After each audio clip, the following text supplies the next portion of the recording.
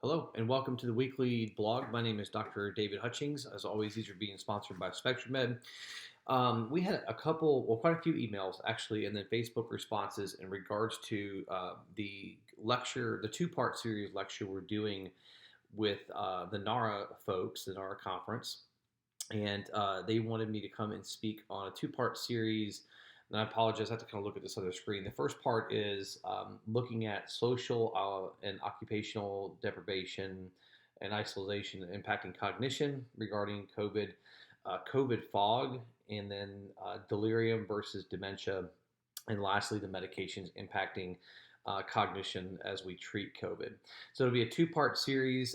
The first part is understanding what these four bullet points look like, and that will be on April the 7th. And as soon as I have a time for that lecture, I'll let you know. And the next one will be in latter part of June. So after we know how to recognize these things, so how do we go about treating it? So as kind of a preview of this lecture, I want to talk about briefly of these four bullet points, and of course I'll go in much more depth in the two-part series. But in terms of the first one, social isolation and deprivation, this is probably one of the biggest things I've seen impact my patients is that when we go into a quarantine, if you can imagine just you being completely normal without having any cognitive impairment or a progressive illness, being locked into your room and not allowed to come out. And it has a dramatic impact on not only cognition and memory, but also just overall psychosis. So we see a lot more anxiety, depression. We see increases in sundowning behavior. We've disrupted our schedule. We don't go to breakfast, we don't go to lunch, we don't go to supper. And so, we've seen a lot of impact on our patients from that standpoint. So that's one of the things that I'll be talking a lot about in this series because it has had a dramatic impact on our patients. The next thing, COVID fog. When we look at COVID fog, really this is something that is fairly new to us. Of course, COVID is too, but in understanding how it impacts dementia and Alzheimer's patients is new. But when we look at COVID fog, it's also referred to as encephalopathy, okay? And we see short-term memory issues with this, headaches for sure, some confusion, and in severe cases, we'll actually start to see patients having seizures. And COVID fog will happen typically weeks after the first symptoms of COVID has appeared. So it can occur, for quite some time.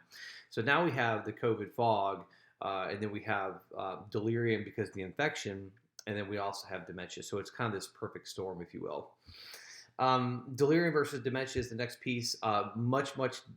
Two completely separate conditions. We see this very common in patients with UTIs, urinary tract infections, where we can see increased confusion, attention, aggression, these types of things.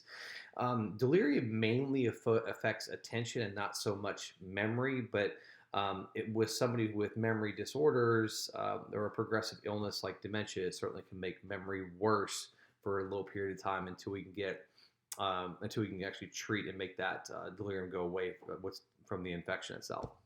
And lastly, medications. Limited stuff we know really about this. Really, we're trying to do more symptom management with patients with dementia. Obviously, that's our main focus. And as we're trying to treat the delirium, the isolation, the increase in sundowning behaviors, we have to really look at medications that help decrease this anxiety. And you've heard me mention Seroquel many times. That's one thing that we look at often, but it's really on a patient-by-patient basis on what medications are appropriate for what patient. Really quick shout out. I know it's National Women's Day, so I want to thank all the amazing women out there that have paved the way in multiple different fields.